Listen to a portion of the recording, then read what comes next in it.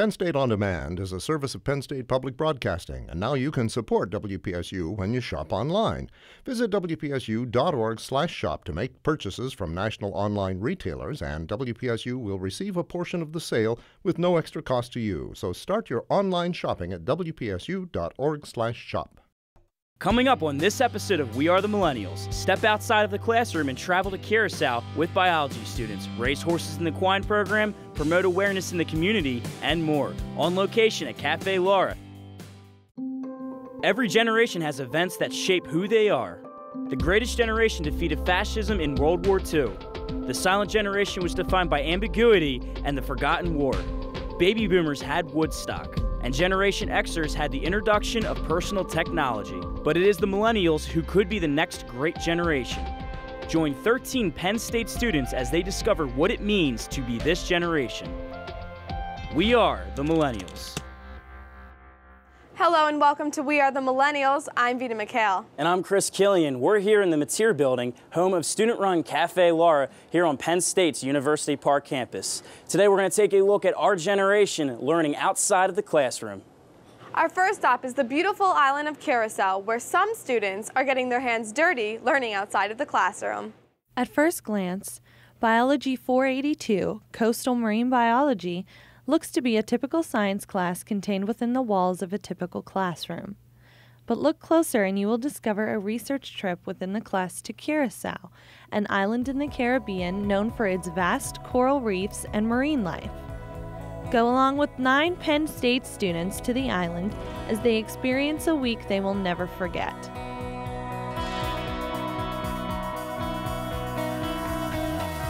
A research institute called Carnaval housed, fed, and facilitated lab work for the students. They conducted research while still in the United States and wrote research proposals to be judged and selected, then carried out during their stay.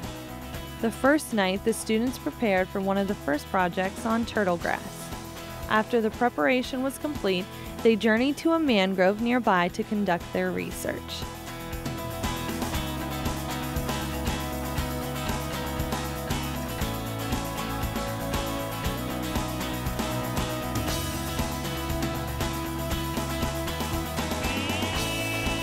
So here's 2 pieces of turtle grass. Turtle grass is sort of like grass that grows on land, so it photosynthesizes like other plants to make its nutrients, make its energy.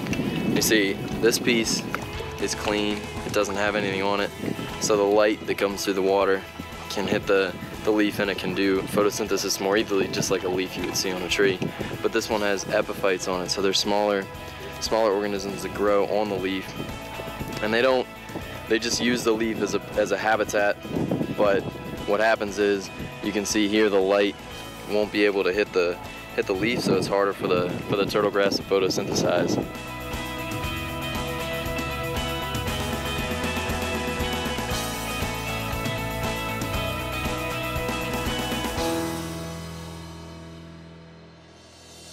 A second project measured the oxygen levels of hermit crabs. The students went snorkeling in a boat channel to collect the hermit crabs and brought them back to the lab where their oxygen levels were measured while in the shell and then without. Basically, we're measuring the oxygen in the water, the initial, and then when the crab is put in, because when the crab is in there, it should use up oxygen, so the final should have lower oxygen when we test it. So we need to minimize how much oxygen escapes because that'll skew the results. Yeah, they're taking a reading of how much oxygen is in the water because when the crab is in there, it's going to use up oxygen. So they're going to take a reading also at the end, and it should lower. So right now I'm putting in a large one. Where's he going? This one's going in right here. It's going in. So I'm going to start the timer. It's at 11. What is it? I'm putting in 130. I'm putting in the small one. Or a medium one. 6. Yep, I got it. Okay, I'm putting in the small one. 3 o'clock? Number 1. I mean, 3 minutes? Yep. All right. So it should be taken out at 28. He's going to be there for 25 minutes. I'm going to put this bag over it so he keeps him nice and dark. We'll be taking out this batch right here. So we'll have an end time and a final oxygen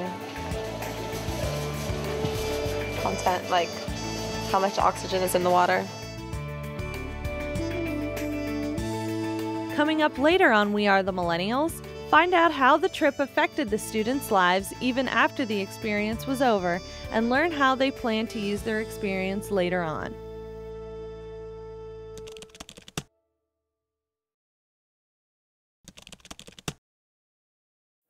Welcome back to We Are the Millennials. You know, Chris, it's amazing that these students are getting the opportunity to learn all around the world. Absolutely, Vita. And this next group of students, they show that even around here in the community, you can make a great difference.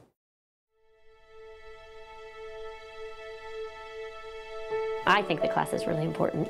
I say on the first day, you need to know that I have an agenda. I have a bias, and my bias is that sexual violence is wrong, and we have a duty to stop it. As far as a class goes, I think it's the best preparation that somebody could get. You always want to be able to contribute something and not just learning about it, because hearing about it day to day is hard enough, but knowing that there's something you can do about it to take a step towards alleviating it was really the motivation. Well, I was a lawyer. I am a lawyer, and I was practicing mostly domestic violence work for legal services, so for poor people who need representation. And when I started a family, when my husband and I started a family, I began teaching full-time, and so I looked at the course schedule to see what I felt like I would have the most experience, the most ability to teach, and I was thrilled to see this class. I had actually guest lectured a couple of times on domestic violence, so I was thrilled to teach a class on sexual and domestic violence. I mean, the fact that you're aware of how much more this must be than even what we're reading in stories and what we're hearing from our brave classmates or reading in the book, right? That's a huge step towards empathy. One of the things we do in the class is an interview assignment. So every student has to interview a survivor of sexual or domestic violence. And maybe the second time I ever taught this course, at the end of when they handed in those interview papers, a student in the back of the room raised his hand. It was a male student, and he said, "I did my interview, and I feel so angry and frustrated that this kind of abuse goes on." And he said, "I want to do something about it. I'm a film major, and I want to make a public service video. Does anyone want to help me?" And students started raising their hands. One said, "I'm an actress." Another said, "I have a connection to a radio station." And students got really passionate and motivated to do this. So I changed one of the assignments to an activism assignment. And now, every semester since then, thanks to that student and the motivation I saw that day, I asked the students to do an activism project. I decided with my roommate who's in the earlier class to start a project on getting fraternities on campus involved in knowing about sexual assault and rape. We're going to Mrs. Harrington's kindergarten class. We're going to talk to the kids about like violence, but we're not going to really get into it. We're going to read this book. It's called Hands Are Not for Hitting. The children are going to be able to like see other ways they can use their hands for. Like there's one where I can use my hands to dress myself, to brush my teeth, to hug my neighbor, say hello. And like it's okay for children to get angry, but we want to show them that they can use their hands in other ways besides hitting someone. You get a different perspective, and it helps you to be able to talk to somebody, talk to a friend that maybe that's happened to, or to spread awareness to people who maybe joke too much about it and say things that aren't exactly appropriate. But it's still a class, and that's what we're doing now. Is we want to be able to disseminate our point and say that we have learned this, we want you to learn it too. The more different perspectives we can come from, the bigger change we can make. So I just like the creativity they come up with and the variety of projects, just to reach a bigger audience. Kayla, it's truly unique what these students get to do in helping out the community, especially the kindergarten program. And could you go more in depth with that? Sure, Chris. They've actually been going to the kindergarten classes for about 10 years now when the activism project started. They feel that it's really, really important to reach out to that younger generation while they're young, make them aware of the sexual and domestic violence issue. So that way as they get older, it's not hopefully as prevalent. And you really have to appreciate the hands-on opportunity that they get outside of the classroom. And speaking of outside of the classroom, coming up next, we're going to take a look at the great outdoors in Penn State's fly fishing program, as well as their equine program. That's coming up next on We Are the Millennials. Here at Penn State, we teach fly fishing because we have this tremendous habitat here. We're located in central Pennsylvania. Our valleys are limestone-based, which produce good, nutritious, cold water, which grows good bugs, which brings on good fish, which brings on lots of fishermen. I know that I want to end up getting people to be very flexible, have all the knowledge they need, and to be able to fish from bottom to top. I think the most important aspect in fly fishing is not the casting, not the flies, not the fish. It's learning how to read the water and determine what water the fish should be in. We're not talking hard science on our part, but working science, the stream science, the entomology, the geology, the hydrology. And then we have skills. If you can't throw a baseball in baseball, you're not going to play the game. If you can't cast a fly rod, you can't fish without that. My job is to make them thirsty for this information, get their curiosity up and get them on the stream. I mean, you just really develop a lot of good relationships with good people and make a lot of good life connections.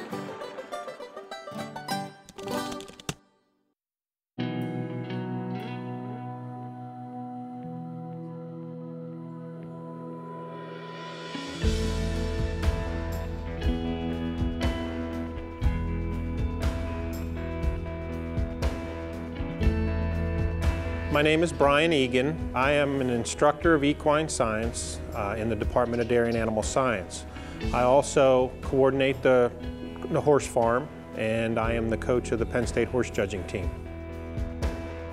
The classes that we teach at Penn State are geared mostly towards the scientific approach to horse production and management. We also have horse selection and judging, equine marketing, which is a big class that I work with, the horse handling and training class, and then we have specific classes in equine reproduction and breeding farm management and advanced equine nutrition. Everything is very hands-on in the class. From the very beginning, learning how to safely halter a horse and catch them in a pasture, to teaching them how to lead with you and walk beside you. Once we kind of teach them how to lunge, we begin saddling the horses and acclimating them to the saddle and the bridle. And then from there, we lunge the horses with the saddle on just to kind of get them used to that, the stirrups and everything flopping on their sides, the noises and everything that are associated with that. Today we were doing a standardized exercise test where we essentially do a series of walk, trot, and canter in both directions, and we take the heart rate of these horses. Earlier in class we were talking about exercise physiology, and so this lab really allows us to apply what we learned about in lecture, and we can actually come here and you have a living, breathing animal on the other line. It's a totally different situation, and you really get to learn a lot. To have an opportunity to work with a live animal truly reinforces the science that we teach in the classroom. And it's okay, and it's extremely important to understand and learn and memorize the theories and so forth that go into it.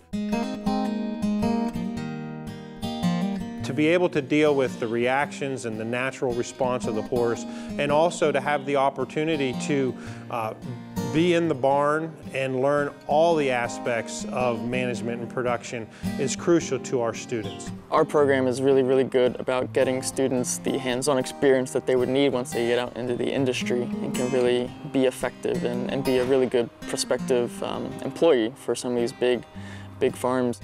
When you're out here with the horses, you know, it's constantly something new and different, and it's unpredictable, whereas in a classroom everything's very predictable. When you're working with a horse, so as you can see, everything is a little, it's different, and you never know what each horse is going to do. They all react differently. Our students gain an opportunity to participate in everything that goes into raising a horse up from the time they're born until their time they're started under saddle. Whenever they graduate from Penn State, a lot of them will end up in a hands-on position. And if they don't know how to do even the simplest tasks like halter horses or catch them out of a field in a safe and efficient manner, it really does not prepare them for the workforce. The experience that I've had and what I've learned is definitely something that will help me myself in the future. I have been accepted and will go to Purdue University School of Veterinary Medicine. And after that, I hope to be a boarded equine surgeon.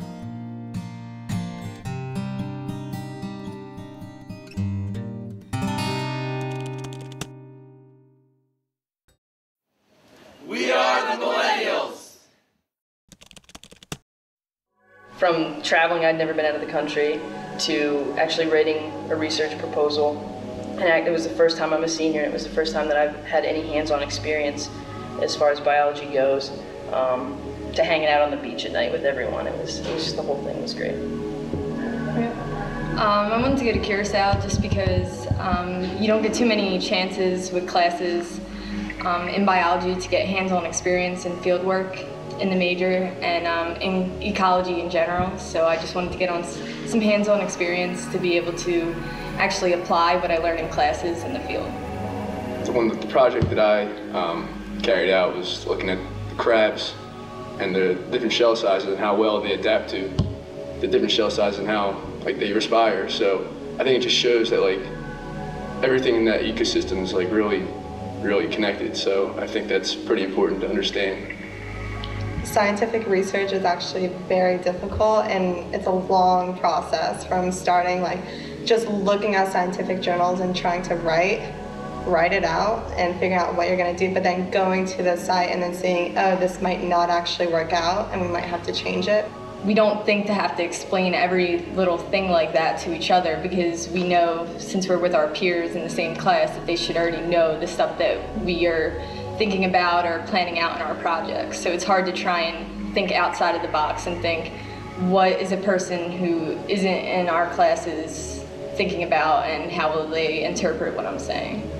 I mean, the whole experience was, I'm never gonna get any of this, but I think just the first time I got in the water and just put my face in the water and saw the entire coral reef was just, I'll never forget that. And I thought it was cool to be able to eat the raw chitin off the rock that we ripped apart and shared. I kind of like that. I'm gonna say something different. I really like Carnaval. I thought the parade was really awesome. I mean, it took a really long time for the parade to actually get to where we were, but it was worth the wait in the end. Just seeing the excitement on everybody's faces there.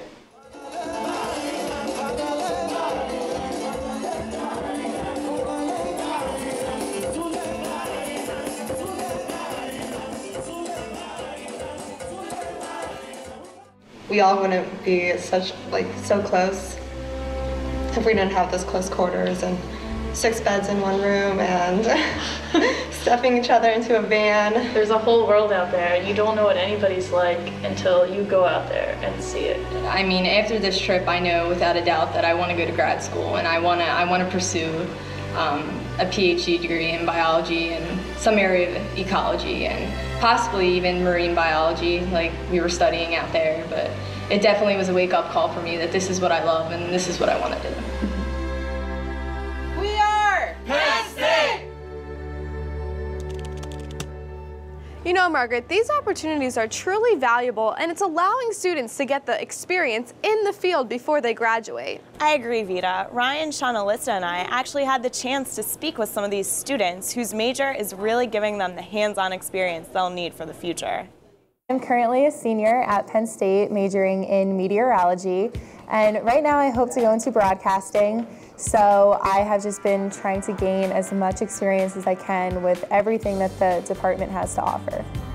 We have a lot of things available to us to really gain more experience within the field. We have a map wall right behind me now, and we can just spend hours, if you want, standing in front of the map wall, and you can discuss what's going on with teachers, anyone walking by, other students.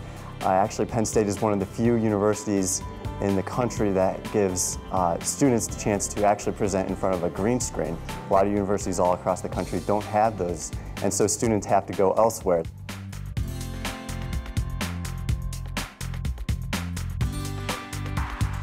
The kids manage a restaurant from the beginning to the end. They create a theme, they create a business plan, they create job descriptions, they create schedules.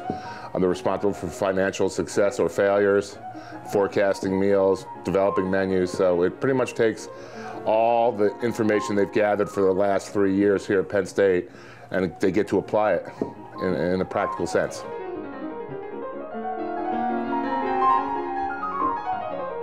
Right now I've been focusing mostly on the front of the house for the night of the meal, but prior to I've mostly worked on making sure that our pre-production report, which is like a big financial report, and our menus, and our job descriptions and duties are all put together and that everything is organized and on time. I'm also in charge of setting forth all of the meetings with our professor, as well as helping with the inventories. The hands-on is what's unique and what is great. The kids love it. It gives them an opportunity to make mistakes where they won't be fired for it. They can learn from their mistakes. The teachers really push you to your limits in the department here. They know how to give you opportunities to gain a lot of experience. They know how to take what they're teaching you and really put it to the max. So they pressure you to get things done, and they also really make sure that you know what you're talking about. So when you leave here with your degree, that you will best represent Penn State meteorology and you will know your stuff. I think this is definitely going to be one of the most useful experiences. Being able to actually get out and manage a real restaurant for a night within this setting is going to be completely invaluable. My internships, were all made possible thanks to the experience and the skills that I gained here at Penn State, and really helped me as I move on and looking for a job. That concludes this episode of We Are the Millennials. A big thanks to Scott King and the rest of the staff here at Cafe Laura. And remember to check us out on Facebook, search We Are the Millennials, and follow us on Twitter at PSU Millennials. I'm Chris Killian. And I'm Vita McHale. Thanks for watching. Only the main song. Oh my gosh. It's so soft. It's better than in PC. Yeah, I'm so surprised at how soft they are.